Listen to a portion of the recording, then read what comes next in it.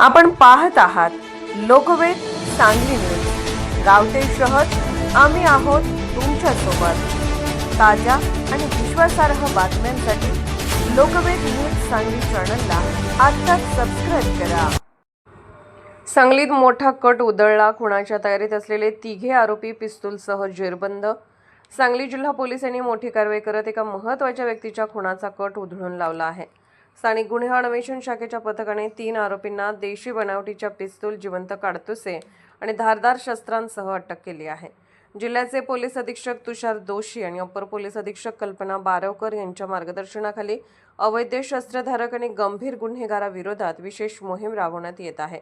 त्यानुसार पोलीस उपनिरीक्षक महादेव पवार यांच्या पथकाला गुप्त माहिती मिळाली होती की काही इसम सांगलीतील एका महत्त्वाच्या व्यक्तीच्या खुनाची तयारी करत आहेत।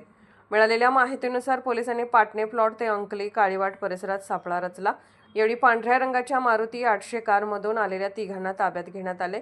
तपासादरम्यान आरोपीकडून 2 देशी बनावटीचे पिस्तूल, 4 जिवंत काडतुसे आणि 1 चाकू जप्त करण्यात आला। चौकशीत आरोपींनी संजय भोकरे यांच्या खुनाचा कट रचल्याची कबुली दिली। जमिनीच्या वादातून हा कट आखण्यात आल्याची माहिती समोर आली आहे।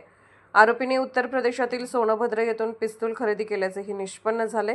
या प्रकरणी सांगली शहर पोलीस ठाण्यात गुन्हा दाखल करण्यात आला असून आरोपींना न्यायालयात हजर करण्यात आले आहे। न्यायालयाने त्यांना 11 मे 2026 पर्यंत पोलीस कोठडी सुनावली आहे।